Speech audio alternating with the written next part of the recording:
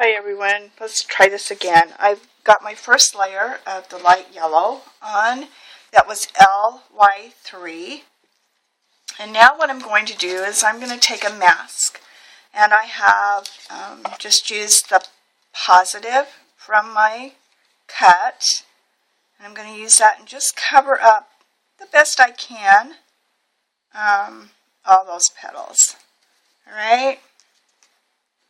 Then I'm going to take my stencil with a slightly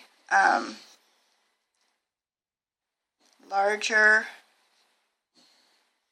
for my darker layer, for the darker layer, and I'm going to lay that over the top. And I'm going to take OR1,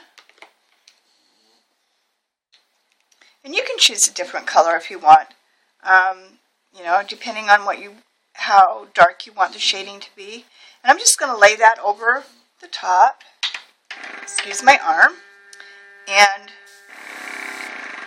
see if I can get this to set. Could be that this pen's getting a little dry. There we go.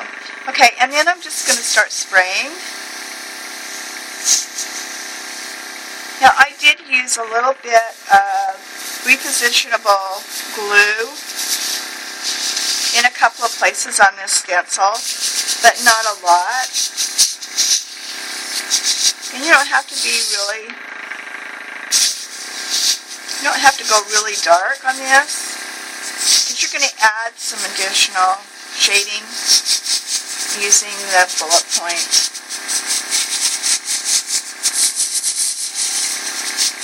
And that's how simple it is, just really simple. And you don't have any bleed through on your two colors. You have a little bit of separation in some areas, but that's okay, because you can fill that in with your shading if you want. Alright, then what I did is I just used, let me get the right one, EB5 for my center.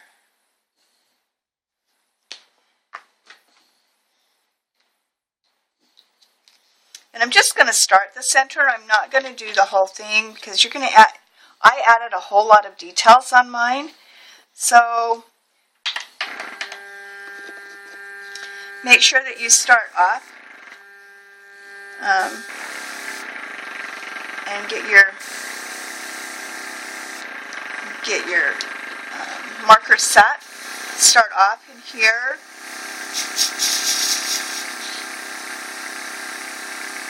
And I just went in little mini circles. You're going to fill this in. You can leave it lighter on one side to reflect some light coming. And just fill in.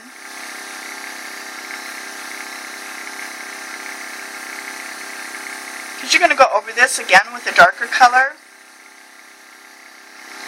and do some filling in. And it doesn't have to be perfect. As this dries a little bit more, it will look like a little bit more blended. Okay, now I'm going to take my darker EB8. I'm going to set that in. Oops.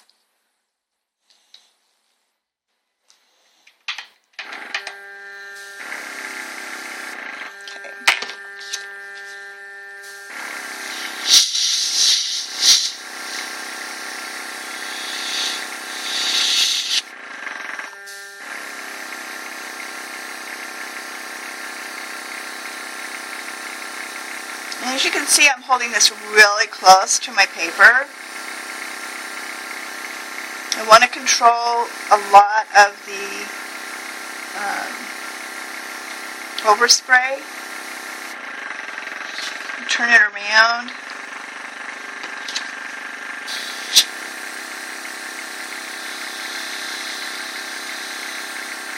And if you do miss a little bit, it's okay, because you're going to come back in You're going to hit that with some dots and tighten that up a little bit. Okay? Now I've left a little bit in here for a little bit of light. And let me show you what I did. This is EB8 again, Spectrum Noir, and I'm just going to dot. And just random, you don't have to do any pattern or anything like that, along the edges, and you want to do a couple of rows of that.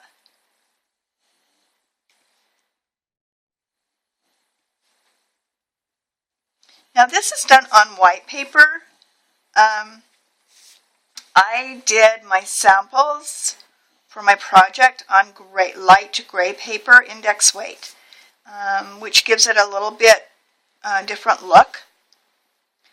And then I edged with a little bit of EB3 and a little bit of GB3 along all of the edges for my sample cards. So this is how easy it is, and I think that you'll really be, it's a fun project. It's great for summer, great for fall, and even for a little bit of wanting to bring some color to your cards. Okay, so that's that particular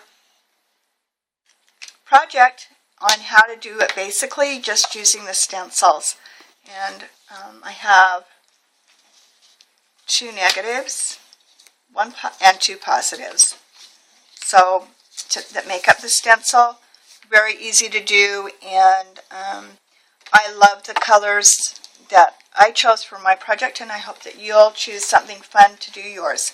Again, this is Jan, and I hope you have a great time with your eBrush.